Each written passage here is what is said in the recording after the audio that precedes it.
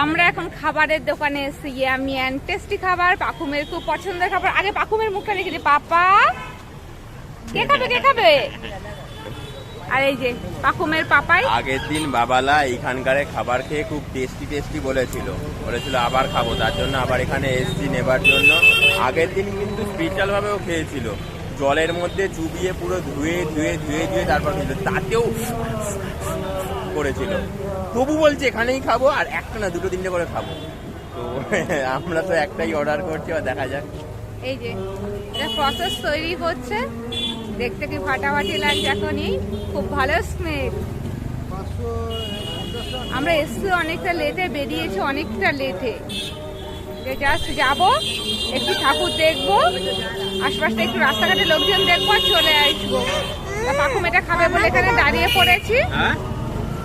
এই ব্যানারের ছবি দিতে বলছি। ও আর এই যে ব্যানার, তুমি বসেই পড়েছো? হ্যাঁ বসেই পড়লাম, কারণ ব্যানারটাও নিচে, আমিও নিচে বসে পড়লাম। এই যে কন্ট্যাক্ট নাম্বার, এটা কিন্তু সত্যি খুব ইয়ামি অ্যান্ড টেস্টি, এখানে কল করে অর্ডার দেওয়া যেতে পারে।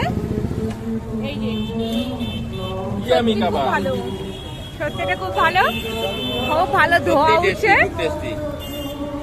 আমরা আগের দিন খেয়েছিলাম, আমাদের খুব ভালো লেগেছে।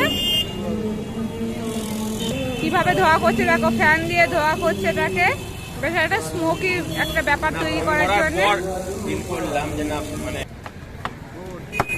এটা এইভাবে রেডি হচ্ছে আর এইভাবে কাটিং হচ্ছে।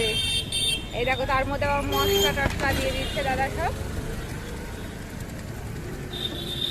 এই দোকানে দাঁড়িয়ে থাকলে সবার এমনি খিদে পেয়ে যাবে, এত সুন্দর স্মেল।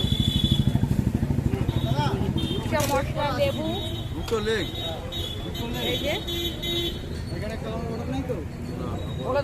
এই দেখো এইভাবে এটা রেডি হচ্ছে।